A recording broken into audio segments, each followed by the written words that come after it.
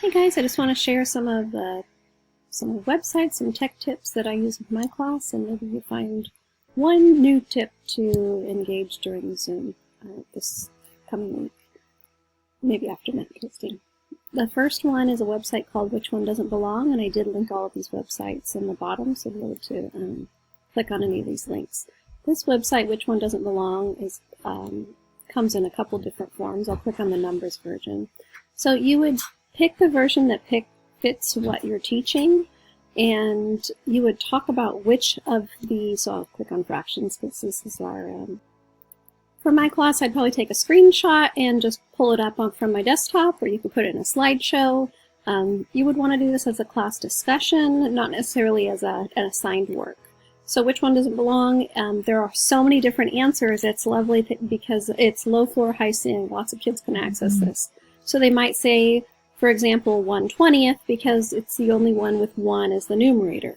They could say that for any of them, right? But that might be some of the lower level answers you receive. And then they might also call out 5/4 because that's the only one that's a fraction bigger than 1. This is a great website as a discussion starter, in the middle of a unit, in the beginning of a unit, anytime. Always have great discussion when I do Which One Doesn't Belong. Another website that I found is Teresa Wills makes templates for math, and this is my go-to for templates for slides. She makes templates so that you just can put in your students' names and share them with in class, and you can have number talks live and interactive. It gets kids talking. Some kids share their voice really freely, but a lot of our students just are a little shy or just timid to share their voice out loud in Zoom, and so this is a great way to get them talking. Teresa Wills also gives these 20 seconds at a glance, so her videos just at a glance, she teaches you the routines, and you can get the templates on her website, and I will show you one of them. So I use the Notice and Wonder routine almost weekly, not just in math. Here's a science example. We were learning about Earth's 4 spheres. I inserted an image and shared this with my entire class, and they shared some noticings and wonderings. And it just was a great way to start a lesson and get them talking about the topic. And then some of them like to share out loud and some of them don't.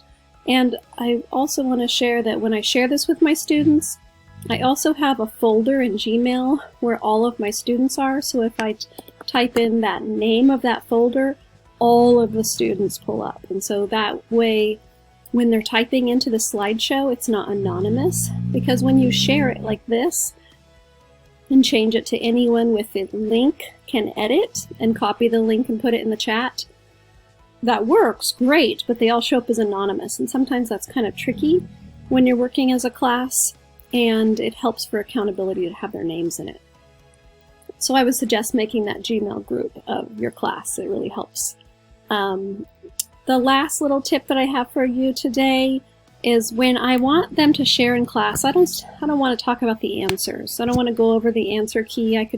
It's just as boring, and you're talking and no one's engaging. But if you ask questions that have more open-ended answers, it allows for good discussion. So I'll project this on a screen, or I'll put it on a slideshow, and I'll say, well, does anyone have a wrong solution? Sometimes I call that, what is my favorite no of the day? And I pull one up and we talk about the wrong answer. Remember, we learn more with wrong answers than right answers. Does anyone have a solution in progress?